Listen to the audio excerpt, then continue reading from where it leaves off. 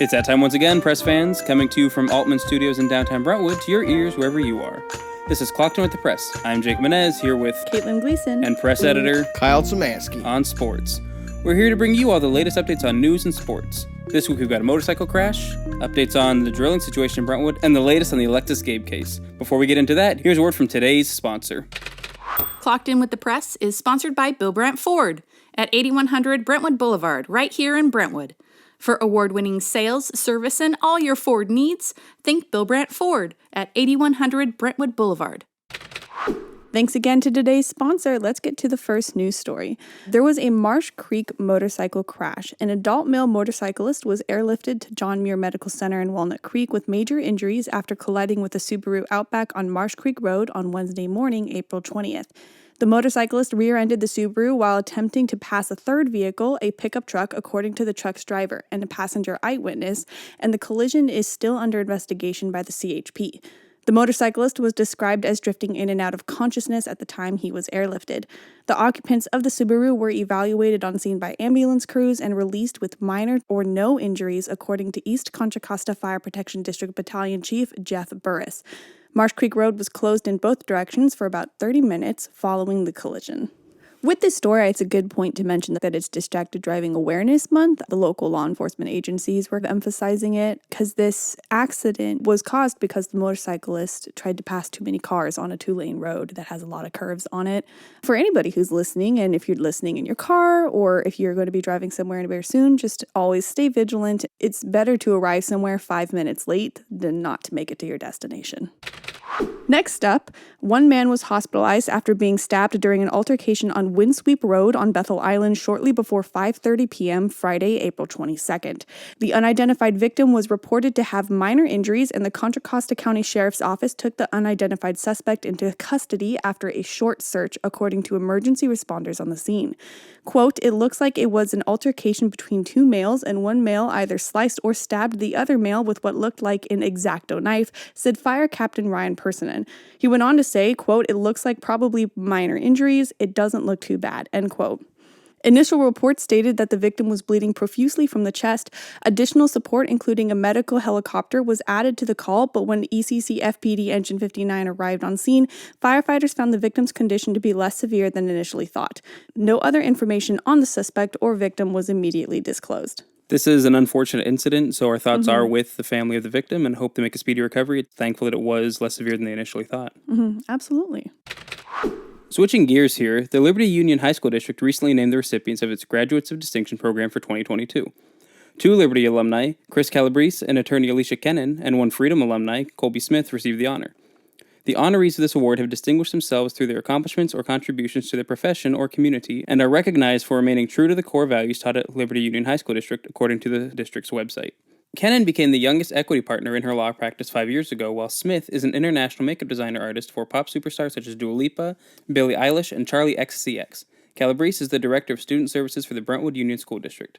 All three of them spoke to students at Heritage, Liberty, and Freedom on April 22nd, describing the struggles and triumphs they faced during their academic and professional careers, followed by a short question and answer session and a community reception. I think that this event is really cool. It's nice to be able to show that the efforts of teachers and administrative officers in the school district are resulting in something, and you're able to see that in the alumni that are starting to reemerge and participate with the school system again at their alma maters. It's positive in two different respects. I mean, number one, it's just very interesting for these students to see that people that went to the same school as them are in these huge industries. You've got someone who is still working locally in the school district. You have people that are working with pop superstars like Billie Eilish and Charlie XCX. You know, it just shows that really, no matter where you're from, you can aspire to these great heights. The other part of that, of course, gives these alumni a chance to pay it forward. Next up, the Byron Union School District has begun its search for a new leader as it says goodbye to Superintendent Dr. Reyes Ghana this summer. Ghana has been part of the Byron District since July of 2019 when he replaced former Superintendent Debbie Gold. He will start work as Superintendent of the Patterson Pass Joint Unified School District, a comprehensive kindergarten to 12 district in Patterson Pass, California on July 1st. Quote, "I wasn't pushed out," said Ghana. "I just missed the high school piece, and I was looking for something I could make my home and make it my family, similar to what I have here in Byron. I love the students and the staff here and the parents and the community. It's been an amazing experience here," end quote. Ghana said he was still committed to the district until he leaves and intended to offer his help to his successor's process to joining the district leadership. Ghana said he hopes the county search for his replacement moves quickly so he can offer transitional days to the Byron district's new leader.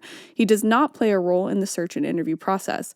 Ghana is part of the negotiations between the district and Byron teachers for a salary increase, and he hopes to have that process wrapped up by the time he leaves. One thing that I think is good that was able to be resolved before Ghana has left is those negotiations for salary increases between the teachers and the district. So this way, the person who is now coming in to take over has less of a difficult transition in becoming the new superintendent. Moving from education to recreation, now that the warm weather's here, the East Bay Regional Park officials have warned the public to be wary of rattlesnakes. In general, the best way to avoid rattlesnakes is to stay on official trails and refrain from taking shortcuts through tall grass and brush. When you stop to rest, avoid the rock piles, logs, and tall grass that they love to make their habitats. Here's the thing to know about rattlesnakes. They're not aggressive, and they will avoid us at all costs if they can. They may give a little warning rattle if you pass too closely, and if you see one, give it lots of room and an avenue for escape. And of course, don't try to pick up or otherwise disturb the snake.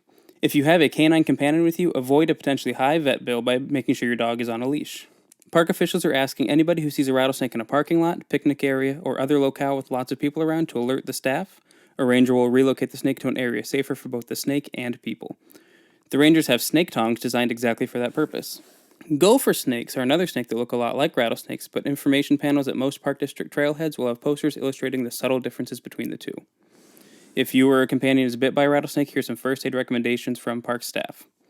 First off, remain calm and move beyond the snake's striking distance. Remove jewelry and tight clothing before the affected area begins to swell. Position the victim, if possible, so that the bite is at or below the level of the heart. Then clean the wound, but don't flush it with water. Cover with clean, dry dressing. And minimize the victim's movements as much as possible. If possible, carry a victim who must be transported or have him or her walk slowly. The best first aid for a rattlesnake bite is to get the victim to a hospital as soon as possible for an antivenom treatment. Do not attempt to slice or suction the venom. The emergency phone number within the regional parks is 510-881-1121. Using 911 works too, although it is routed through the California Highway Patrol, so there could be a delay. Dude, I got some advice for everybody. The bottom line here is don't screw around with snakes, right? So I was looking at a video last night trying to figure out what the difference between a rattlesnake is and a gopher snake is. And if I saw a snake, I'm not going to have time to pull up YouTube and figure out whether the head looks like a diamond or a triangle. My advice, just don't play with snakes. And if you see one, leave it alone. Let it be. That's a great point. If there is a snake in front of you, you won't have time to assess whether or not it's a dangerous snake or not. And in that case, the best first aid for a rattlesnake bite is just not get bit in the first place. For more information about rattlesnakes, you can either go to ebparks.org. And once more, the emergency phone number within the regional parks if you do get bitten by a snake or if you happen to see a rattlesnake is 510-881-1121. Let's keep that recreation train rolling. Kyle's got some sports for us. I sure do, Jake, and I'm sticking with animals. The Liberty High School sophomores Joaquin Elliott and Vince Fonte held their trophies high after winning the Bass Federation State Championship for high school anglers on April 24th at Ladd's Marina in Stockton. The boys are part of the East County Anglers Club and honor roll students at Liberty High School. This win qualified them for a national championship in Alabama in June. I didn't realize that Liberty High School had fishing competition teams. I think it's more of like a recreation team, so it's maybe not a school-sanctioned event, but it takes a lot of talent to be a good fisherman. I mean, It takes a lot of patience. It's a lot of patience. I went out to a couple of fishing tournaments, and it's amazing the level of detail and expertise that it takes to be a good fisherman. You know, for me, I just take some bait, throw it on a hook, and throw it out there and see what happens, but it's no wonder I never catch a fish. Jake, can you give me a W, an I, and an N? The Freedom High School Stunt cheer team recently wrapped up its third Bay Valley Athletic League title. The squad was undefeated in league competition. And for people that are still trying to learn what stunt cheer is, unlike competitive cheer, which includes all aspects of cheerleading, crowd cheers, dance, jumps, tumbling, and stunts, stunt cheer emphasizes head-to-head competition. Each team performs the same material with the same music, and the four-quarter stunt consists of many elements of other traditional high school sports. The games open with a coin flip, and the winning squad chooses one of 6 partner stunt routines. It would perform alongside its opponent. Impartial officials award a point to the team that performs the best routine, and that gives the winning squad a chance to choose the second quarter performance, which incorporates pyramids and basket tosses. The same rules apply to the third and fourth quarters, which highlight jumps, tumbling, and a team routine. Stunt cheer has really taken off. It started, I want to say, about 3 years ago. They started to implement it along with traditional cheer. And at first, there was a lot of controversy over its launch, but it's really settled in. The competitions are really spirited. There's crowds, there's cheering, there's everything you want in a sporting event. So I really encourage our listeners to go out and give it a shot and watch some stunt cheer. If I can ask, Kyle, is the team that does the stunt cheering, is it the same team that does the regular stadium cheering at sporting events, or are these two separate teams? A lot of times, Jake, it incorporates the same players, but they're not the same team. So some people might want to do sideline cheer, while others want to do stunt cheer. Some do both. Stunt cheer has become a more popular sport on the college level too.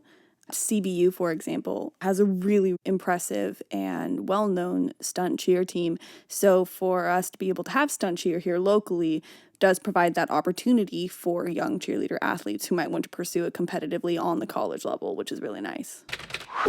All right, I'm going to put my foot on the gas pedal for this one, Jake. Antioch native Tommy Fraser won the 20-lap International Motor Contest Association Sport Modified main event at Antioch Speedway. He made his move as he raced to the white flag and brought home the victory. More than 80 drivers competed in the 4-division program.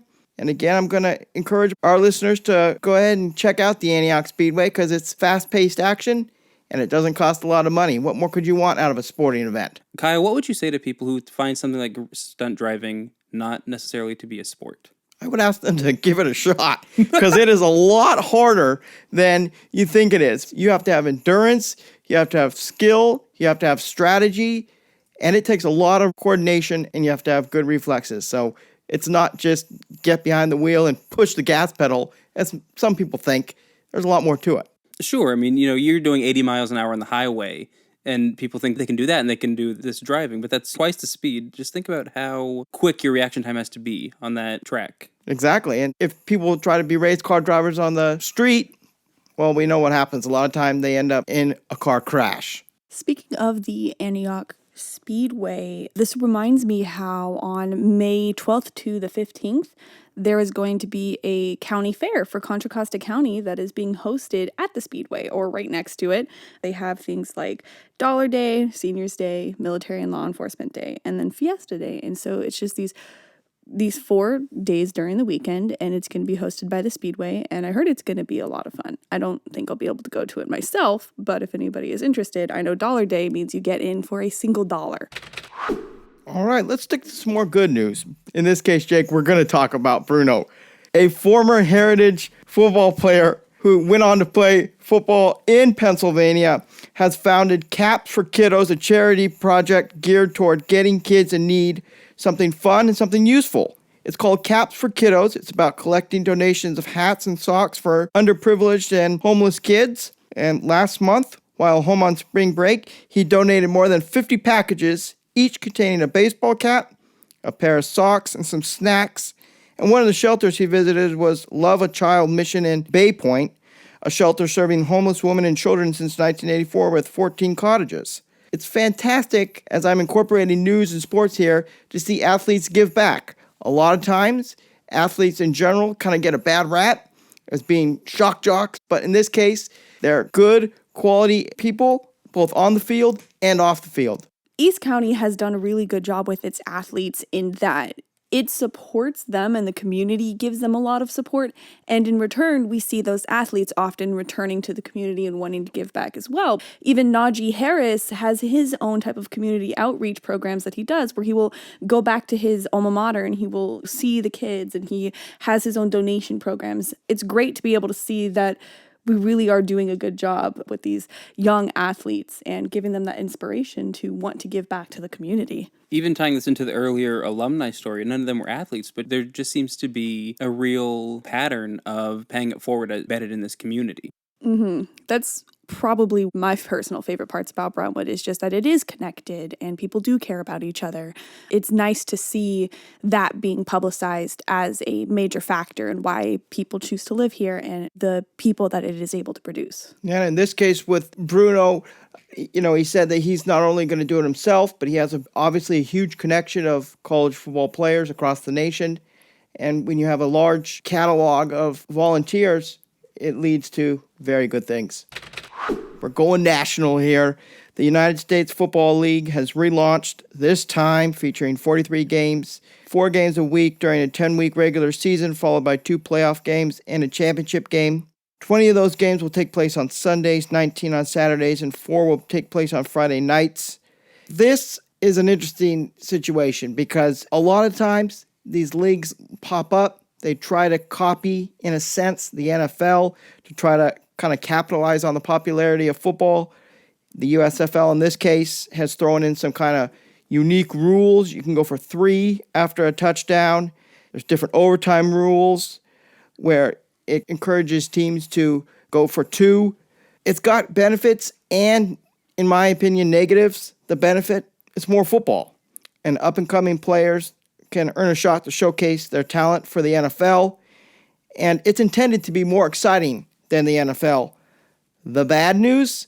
I watched it this weekend. The stadiums are not full. They're nearly empty, and the season falls in the middle of the NBA playoffs, the MLB season, and soon the hockey playoffs. So there really just isn't room for football in spring, and if you look at history, none of these leagues have survived. The XFL, started by former WWE champion Vince McMahon, the Arena Football League, the Alliance of American Football, all of them have failed. And unfortunately, I think this one will too. But that's just me. Jake, how about if you ask our listeners to send in their comments about this league, and maybe we'll hit them up and listen to them on this podcast next week. You beat me to the punch, my friend. This is the part where I wanted to talk about something new we're offering. We have set up a new email address just for the podcast, and we would love to hear thoughts from our listeners. The email address is podcasts, with an S on the end, at brentwoodpress.com. We would love to hear your thoughts and opinions on some of these sports stories, some of the news stories as well. And if we like your comment enough, we will read it on next week's episode. We'd love to hear from you. We'd love this to be more of a community forum. That's all we have today for sports updates, so I think next we're going to go Hold on. Before we actually move on from sports, Kyle, I really want to ask you about this. So tonight is the NFL draft. So I'm curious, Kyle, who do you think is going to be number 1 pick? Well, the more important question is, what happened to this draft this year? There is not that star, that one guy that really stands out. I think locally, it's going to be more interesting to see if the 49ers trade Deebo Samuel, a current player on the team. I hope not. for some draft picks, or what's going to happen with that, because there's not a lot of star power. Now, I could be wrong in 3 months, and if I am, listeners, come back and tell me. But I don't anticipate that the draft's going to have too many stars this year. It's kind of a off year for the NFL draft. So do you think that Deebo Samuel is going to get traded? No, I don't think so. The 49ers would be out of their minds to do that. But anything's possible. So I don't actually know this, but do you know, has Jimmy G officially been traded or let loose from the 49ers yet? Or Jimmy G has a sore shoulder, and I think a lot of teams are very hesitant to even take a look at him. So he's still on the 49ers. But good news for him is Deebo Samuel and his trade demands have really overtaken the news of Jimmy G. Jimmy G's just sitting back, looking pretty, waiting for the next season to happen. He's collecting a paycheck whether he plays or not. So part of me thinks he will be traded, but it's probably going to be a few months. Yeah, I have heard that Deebo Samuel's negotiations have just been pretty intense lately in comparison with some of the negotiations of other players. That's what happens when you have a stellar season. You expect to get paid. Speaking of getting paid, let's hear a word from our sponsor. Today's episode is sponsored by our friends at Bill Brandt Ford at 8100 Brentwood Boulevard. Speaking personally, I've used the service center at Bill Brandt Ford several times, and I've always been impressed by their commitment to the customer. I used to have this real lemon of a Ford Fusion that I bought from a less reputable dealer, and Dave, the service advisor at Bill Brandt, moved mountains to keep that thing running. My younger sister bought a car from Bill Brandt a couple years ago, and their finance department worked with her budget, and now she drives a nicer car than me. But don't just take my word for it. Bill Brandt Ford is the recipient of the prestigious President's Award from the Ford Motor Company. Only 340 of the roughly 5,000 dealerships nationwide can say the same. Locally, the community has voted them Best of Brentwood for sales and service.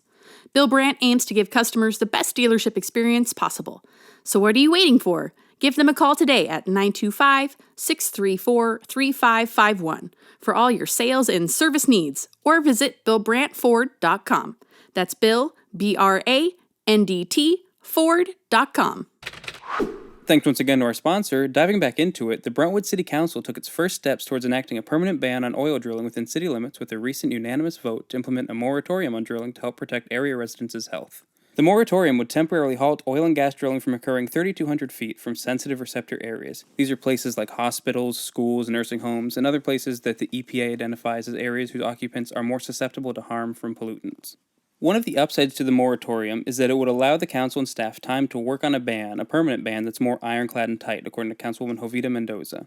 And while they work on that ironclad ban, they would allow the city the chance to determine whether or not it has to update its current city ordinances regarding drilling in the event the ban were successfully challenged, is what the city attorney had warned. One of the people who was predicted to potentially pose a challenge was Bob Nunn, who of course is the president of Sunset Exploration Incorporated, which is a local oil and gas drilling company. They operate wells in Antioch, as well as unincorporated Contra Costa County. For his part, though, Nunn says he's not opposed to what the city is doing. According to him, they had no plans for future drilling in Brentwood that would have been impacted anyway. You can correct me if I'm wrong on this, but this moratorium will not affect local gas prices. Like, it's not that type of oil drilling that's happening, right? That's a really fair question, Caitlin. It's one I don't necessarily have the answer to. When I spoke to Bob Nunn on the phone, he did make a point of saying that 92% of California's gas is imported from out of state because of the strict drilling regulations that are in the state. So from his perspective, drilling more locally would allow for potentially lower gas prices because you're eliminating that import element of it. On the same note, but also on the flip side of that, because regulations are so high from the EPA and in California, one could make the case that importing is cheaper in some ways rather than having to go through all of the paperwork and the regulations and the fees and the licenses to be able to actually drill in California, since it's so prolific in other states in what I would guess would be places like Texas. Right. And again, we're speaking a little bit out of my depth here.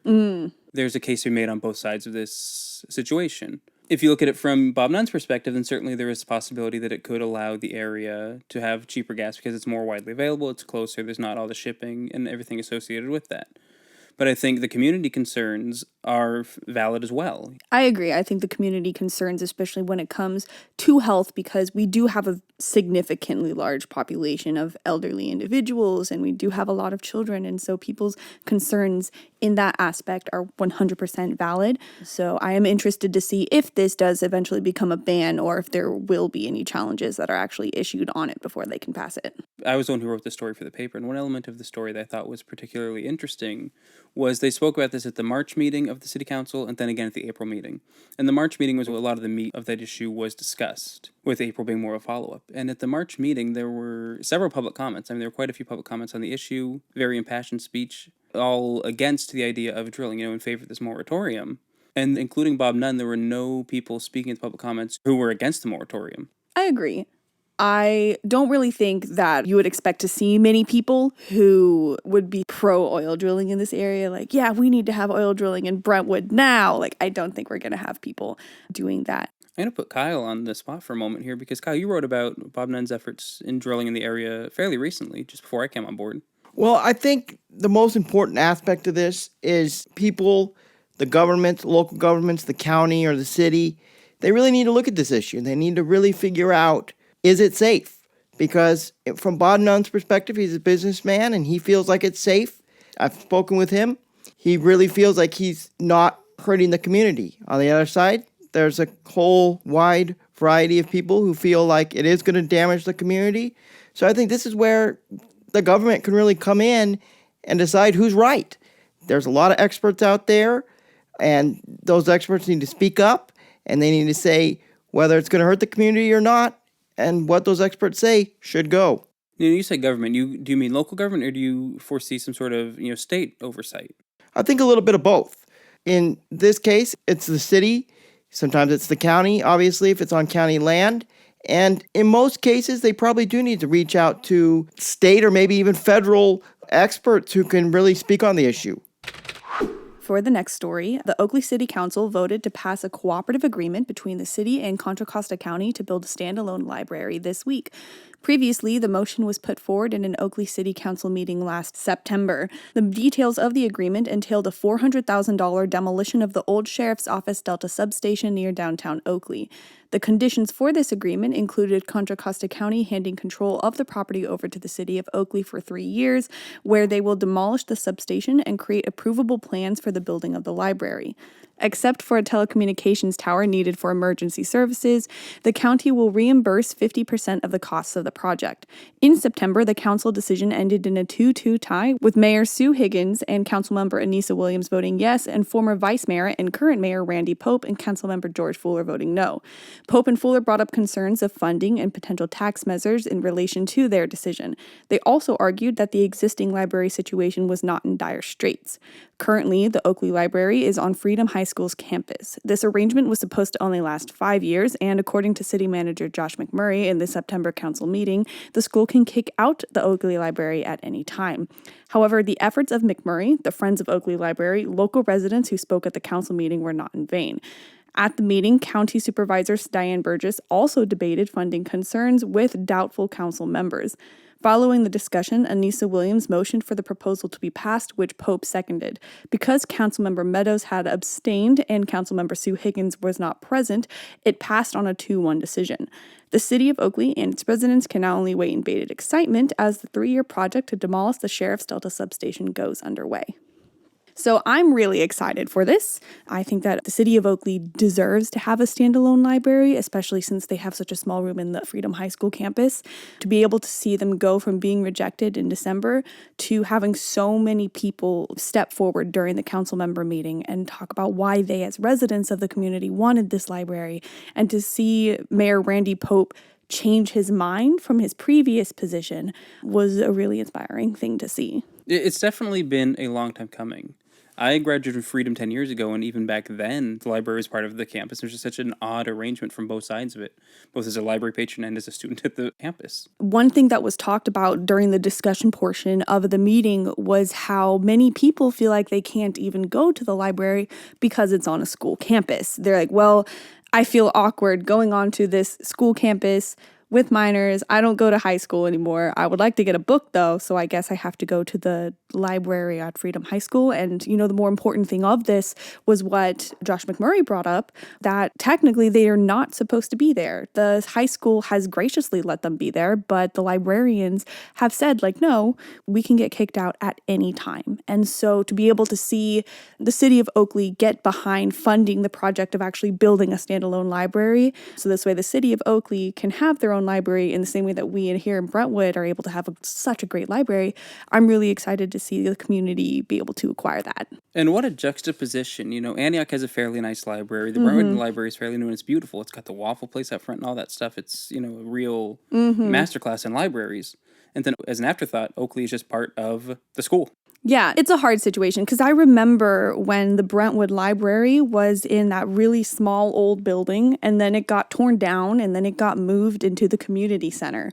And it was a really small room, and it was really hard as a regular attendee of the library to get books. And when they moved it into the larger building, there were more books available at one time. There were multiple copies. It became easier to get access to knowledge and information. Anissa Williams said this in the September meeting. Libraries are not really for people who think that books are not necessary or can easily afford a book. Libraries are for the community, and they're for people who need that access and aren't able to acquire it monetarily.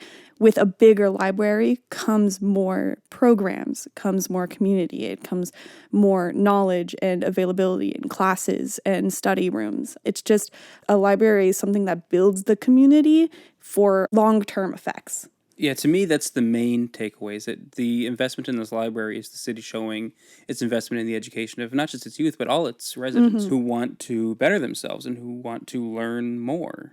What also helped is during the discussion, many of the Oakley residents that spoke said, I don't like taxes either, but I'm willing to pay for a library. That type of thing was really encouraging to see, because those people saying, I understand this comes at a cost, but this is something that is absolutely worth the cost. And there were residents who'd been in Oakley for 20 years, and there were residents who'd been in Oakley for less than a year. So it was really showing the community coming together. I would like to take the time now to switch us to our big news story of the week, which is our update on the Alexis Gabe disappearance. Oakley police held an April 28th press conference asking for the public's help in locating a person of interest in the disappearance of Alexis Gabe, which authorities now suspect involves foul play. To that end, police have formally offered a $10,000 reward for information that helps them find Gabe. During the press conference, police showed a video of a person of interest who is believed to have been the one to have abandoned Alexis's car immediately following her disappearance. The vehicle had been found on Trenton Street in Oakley with the keys still in the ignition back in January. The suspect in the video is described as a man of slim build, standing 5'11" to 6 feet tall with dark skin. He can be seen in the surveillance footage wearing a large jacket, beanie, and an N95 type face mask with a beard protruding from beneath it. According to Detective Horn on the case, the footage was taken at the intersection of Oakley Road and Belden Lane in Oakley, roughly 5 minutes from where the vehicle was abandoned. The suspect appears to flee on foot in the direction of Antioch in the footage. Police are encouraging anyone with information regarding Alexis Gabe to call their tip line at 925-625-7009 or to email alexistips@ci.oakley.ca.us. Let me give that to you one more time. alexistips@ci.oakley.ca.us. A lot of people in the public and in the newspapers were looking to get some type of understanding of where things are at, right? Because everyone has been invested in wanting to know that Alexis is going to be able to come home safe. And so when they were asked about things like the search that ended up happening in Pioneer or her phone, the detective did say that there is evidence that they have found that they can't reveal to the public yet. Correct, and I attended the press conference on behalf of the press. And right, that's the most frustrating part, is that they can't offer all the answers that they have necessarily for fear of compromising their investigation. So while this was a great step in the right direction in terms of transparency for the public to understand what's going on, I think there is still a lot of frustration from the public that they don't necessarily have all the pieces themselves. As much as the public is frustrated, I can't imagine how the officers must feel in not being able to resolve this case quicker, because I believe that the police chief said that this is the largest case that the department has ever had. So having to tell the public, we have exhausted all of our leads, now we need your help, is in some ways a big step in the case. And I will say, before the cameras rolled, there was, and it's not palpable on video as much as in the room, but there was a sort of a sense of frustration that it's gotten to a point where they do need the public's help to go any further.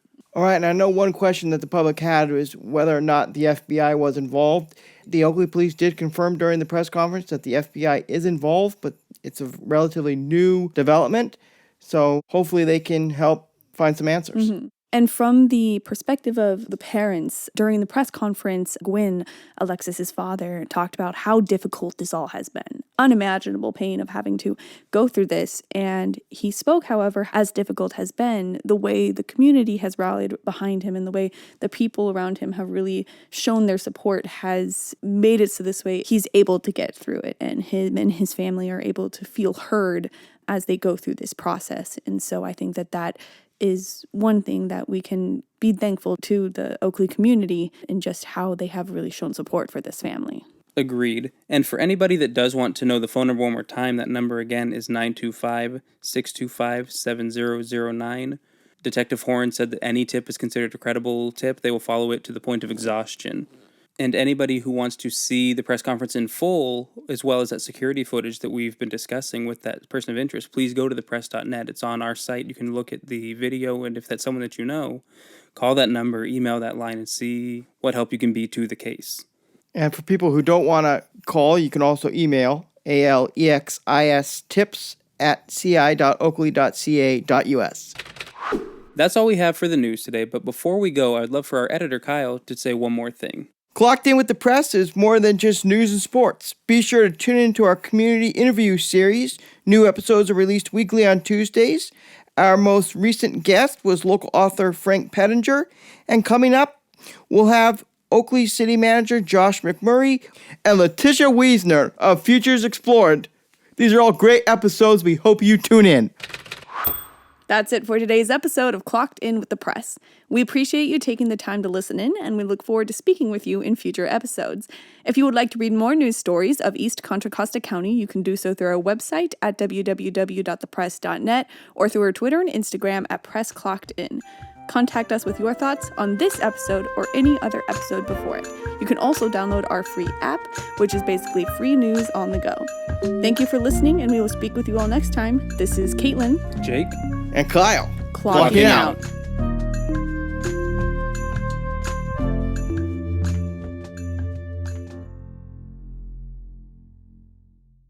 Once again, I'd like to thank this week's sponsor, Bill Brandt Ford, located at 8100 Brentwood Boulevard. Whether you're looking to buy a new Ford, a used Ford, or get some work done on your Ford, you want Bill Brandt Ford. Give them a call today at 925-634-3551. That number again is 925-634-3551. Or visit them online at BillBrandtFord.com. That's Bill Brandt, BRANDT Ford.com.